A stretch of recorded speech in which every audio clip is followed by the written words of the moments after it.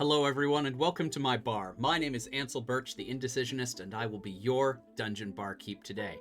Now, I am no expert mixologist. Heck, I'm tending bar in a cave for crying out loud. But I have an adventurous spirit and a willingness to try anything once. So, you look like you want a cocktail. I know I certainly do. I've got a set of gaming dice and a bunch of liquor and mixers. You want to see what happens? Tell you what, I'll try it first, and then if you want, you can make one yourself. How's that sound? Cool. All right, so let's go ahead and start with an essential mixer. That seems like a good place to start.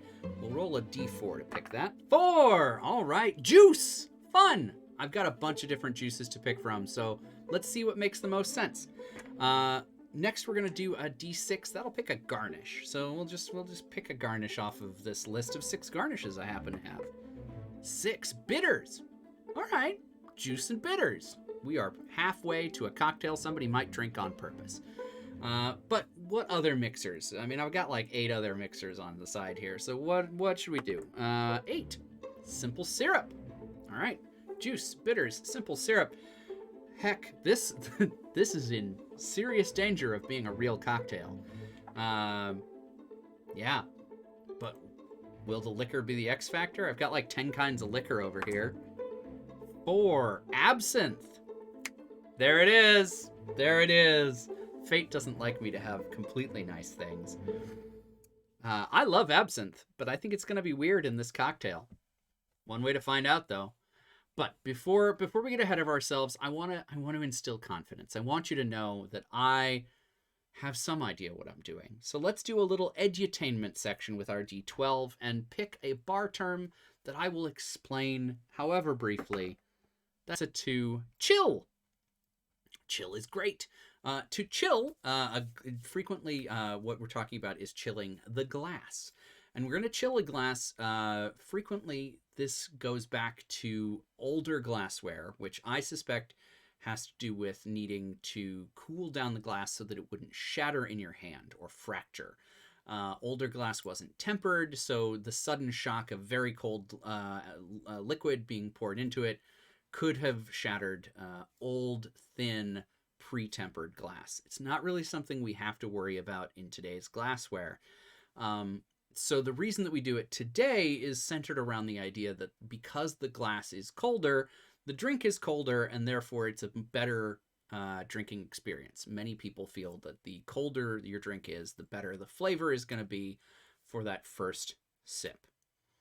I personally don't think that the chilled glass is adding that much to the party unless you've like completely frozen your glass in the freezer and are doing like a frosted mug for something, which frequently, because those mugs have a lot more glass to them, they are contributing a lot more to the continual coldness of the beverage. So that's why you do like beers in a frosted glass or root beers in a frosted glass.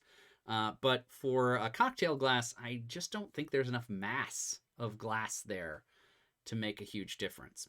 Regardless, let's go ahead and chill a glass for today's cocktail. That seems like a fun thing to do. But before we get to making it, we got to know what it's called. So let's roll a d20 and name this cocktail. 8. Pierogi Perfection. How did Pierogi Perfection become a cocktail name? I guess we'll find out. All right, so since we are chilling this glass, I am going to go ahead and serve this in the most traditionally chillable glass, a coup. And we're going to go ahead and cool down the glass with some ice cubes. Let that swirl around a little bit. We'll set it off to the side there. So while the glass is chilling, we'll go ahead and start mixing. So we're doing absinthe. Absinthe is best served in small doses, but this is the only liquor in this drink. So I'm going to do 3/4 of an ounce and hope I don't regret it. Look at the color of that stuff. Gorgeous. All right. Into the tin. Then we're going to do a 1/2 ounce of this simple syrup. This is 2-to-1 simple syrup, so it's twice as sweet as standard simple syrup, 1-to-1 syrup. So if you're using standard simple syrup, you probably want to go with 1 ounce, or you want to, go with a full ounce if you want to achieve the same thing. Now I've got some bitters. I'm gonna do like 4 dashes. There we go.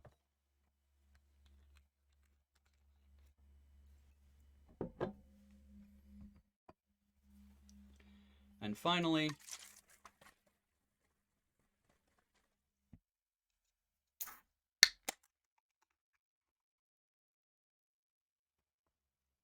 we're going to do 4 ounces of mango, which I wouldn't normally measure, but I want you to be able to do this at home if you are so inclined. So there we go. Roughly 4 ounces of mango will do ya. There's our shaker. Drop a few d6 of cold damage in there. And shake.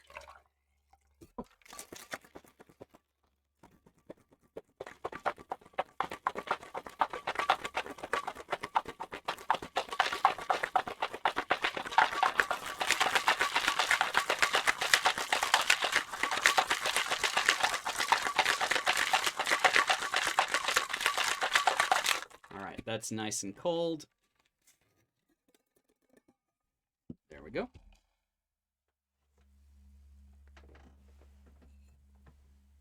All right. I'm going to go ahead and dump out the ice that's been chilling our glass. Swirl it around to get a little bit more fog.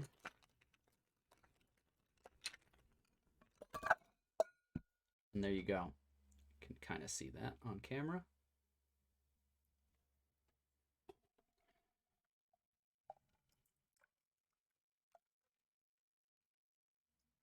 Oh, goodness. All right. So there we have it. But how does it taste?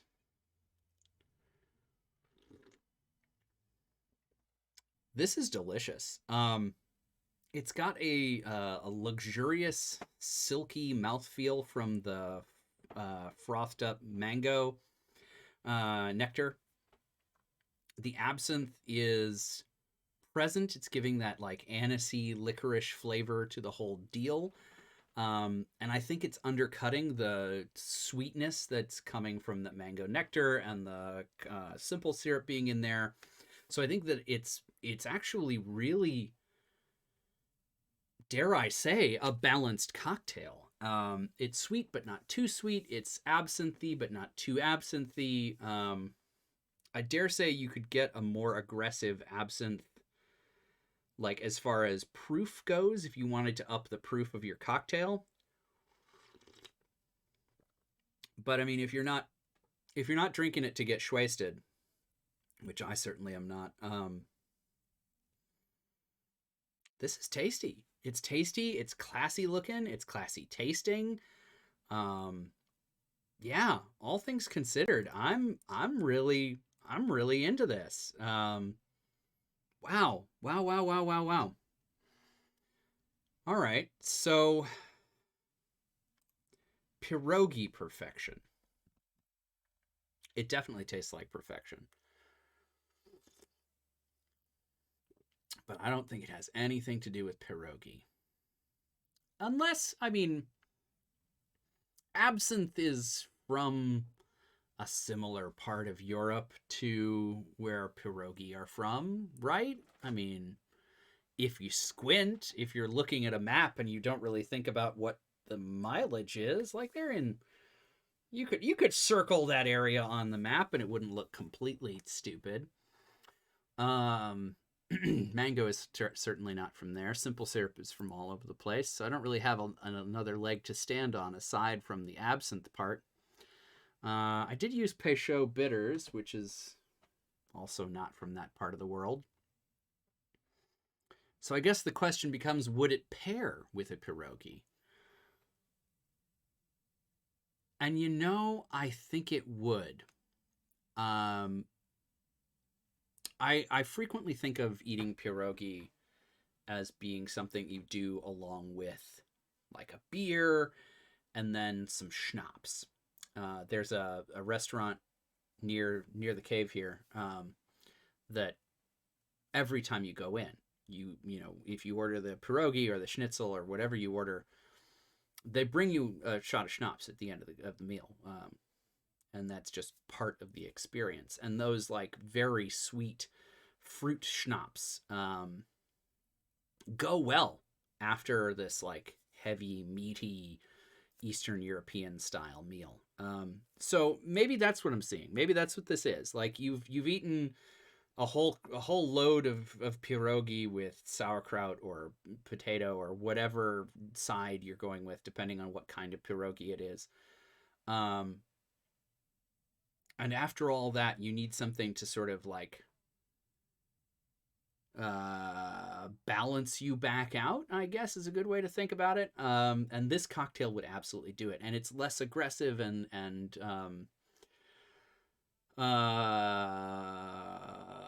potent, I guess, than that shot of schnapps would be. So yeah, I think this is an amazing cocktail. I'm really thrilled with this one. Pierogi Perfection. So what kind of adventure does this make me think of? Well, the name isn't really going to help me in this, but the cocktail makes me think of a really pleasant place. This is the cocktail that gets handed to you when you're about to have a really nice time, or you've just had a really nice time. I feel like this is the sign that you're in a society that values class, like classy behavior, not necessarily like actual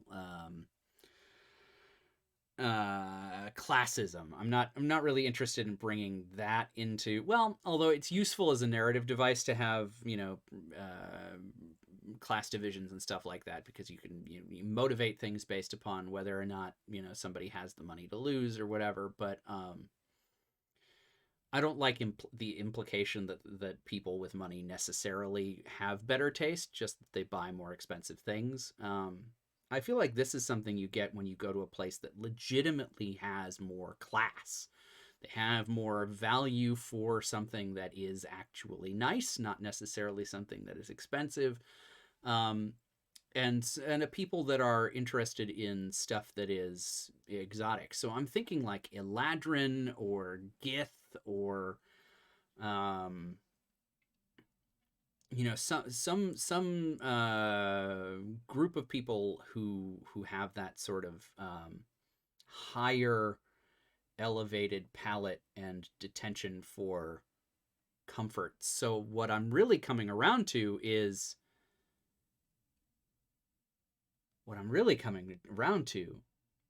halflings who live in a city. I think it's got that like hobbits live in a hole, hobbits value comfort, hobbits value flavor, hobbits value good things achieved well. And if you're in a metropolitan society where you can get your hands on lots of exotic stuff from all over the place, I think this is absolutely what a halfling is going to serve at a party.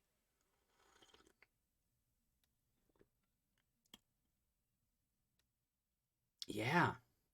Julia T. Hart on Twitch is commenting during the live taping of this show, which you can attend the live taping of our next cocktail-a-thon. Find the date on indecisionist.com/dungeonbarkeep. The link is in the doobly-doo down below. But Julia is saying that Pierogi Wednesday is a thing in the Polish areas in Milwaukee. Yeah, and the cave here is near Chicago, which has the largest Polish population outside of Warsaw, I am told. So it's Pierogi Day every day here.